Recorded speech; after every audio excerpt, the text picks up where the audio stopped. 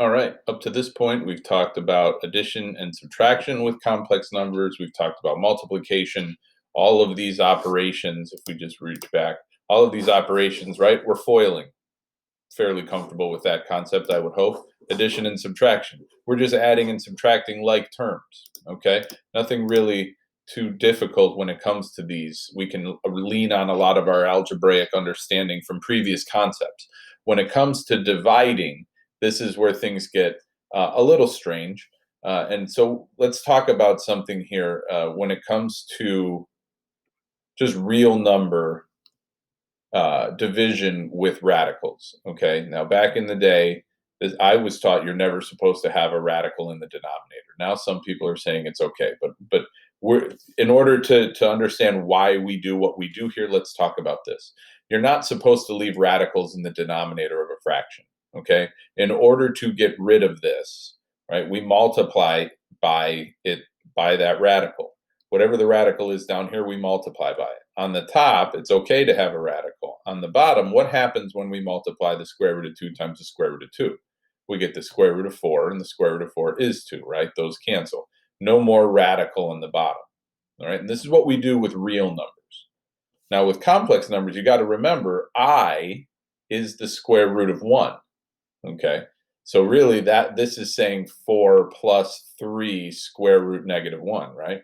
So we have a radical in the denominator when we have a complex number in the denominator, which is a no-no. So how do we get rid of that? It's not by multiplying by I, because if we multiply this whole thing by I, then I'd be multiplying this by I, and I'd end up with 4I, and then this would become minus 3 when I multiply by I, get that I squared term. Doesn't solve the problem. So how do we solve the problem of having that radical in the bottom? I want to multiply by something. I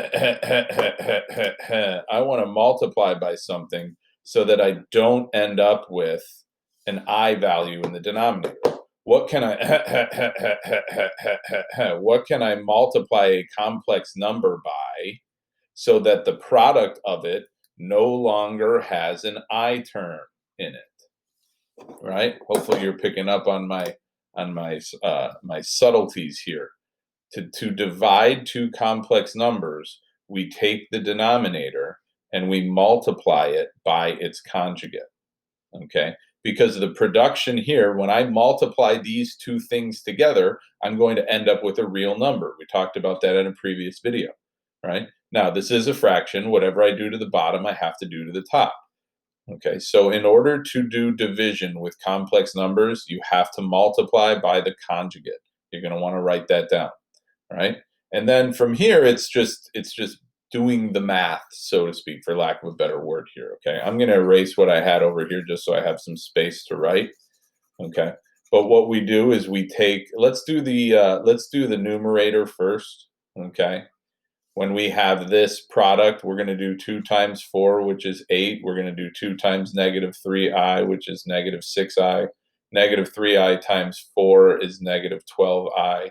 And negative 3i times negative 3i is positive 9i squared. Okay, now on the bottom, again, we could go through the process of doing all of this foiling, and that would be fine. But in the end, what you end up with when you multiply complex conjugates is this integer squared and this integer squared added together. So use that shortcut now, okay? And let's go from here. So on the top, remember what happens. We have 8. I'm going to combine these. That's negative 18i, okay? Now the positive 9i squared, we've seen this in a couple other videos. This is negative 1.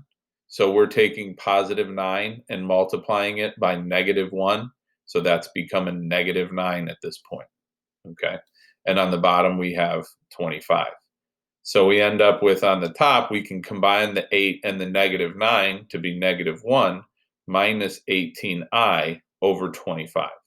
Now, there's no more simplifying that can be done here. Some things you want to look for. You want to look for common factors that can be pulled out of these top two terms and canceled here, okay? We could have a whole nother discussion about how to simplify this, but if these two numbers have a common factor, pull it out and see if it will cancel with what's down here. Okay, we're going to come back to this for a second, but I'm going to take this moment to make an aside. So if this problem looked like this, let's say 2 plus 9i over 27, right? Suppose I ended up with a complex number that looked like this, and you'd say, well, 9 and 27, well, 9's a factor of 27, so I can cancel this with this and call that a 3 and get rid of that. You can't do that, right? The only time you can cancel with something that's on the bottom is if you have a common term that can be factored out. So let's say instead I had a problem that looked like this. Whoop. Okay, 12 plus 9i over 27. 12, 9, and 27 are all divisible by 3. So if I factored a 3 out from my numerator, okay, now since the 3 is being multiplied by this entire factor on the top, I can cancel that 3 with that 27. I couldn't do it here because this term, this 9i, was a part of a bigger sum in the numerator. That's why I couldn't cancel it. This 3 is not a part of a bigger sum anymore. It's a part of a product. And when we're multiplying by it, we can cancel. So that's where we would end up with 4 plus 3i over 9, right? I could cancel this with the 3 factor down here and end up with 9, right? So again, that's just an aside to talk about how do I know when I can factor and cancel, okay? I'm going to get rid of this real quick so it's not to confuse you, but hopefully you get a chance to write that down. This is a video, right? You can pause it. You can rewind it. Go back and do that if you didn't get a chance to write all that down. That's the beauty of teaching via YouTube sometimes. Let's come back to here. I don't have that common factor, okay? But here's the thing you need to keep in mind. We've said from the beginning, when you add two complex numbers, the result is a complex number. When you subtract two complex numbers, the result is a complex number. When you multiply complex numbers, the result is a complex number. The only exception to that is when you multiply complex conjugates. But in all of these cases, when we were doing addition, subtraction, multiplication, okay, even when we take complex numbers to powers, which we will do later, the result is a complex number. And this is a technicality, but please listen. This is not technically a complex number right now because it represents a singular value. And complex numbers have two parts. They have a real part and they have an imaginary part. Okay, and it has to deal with the real and the imaginary axes in the complex plane.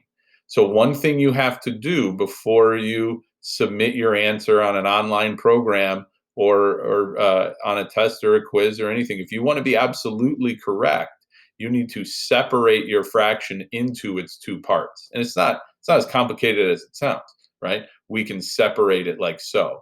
And here's something else you want to remember, right? Each one of these terms gets this denominator, right?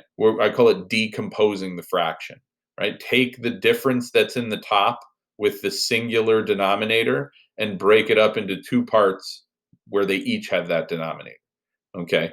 But now, once we've done this, if there's a factor here that can be canceled, but not here, that's okay. You can do that. So it's okay to simplify one of these two pieces, right? That's why you shouldn't try to do it here until you've broken these up. All right, but you absolutely must do this in order to be counted as correct because the division of complex numbers should be a complex number.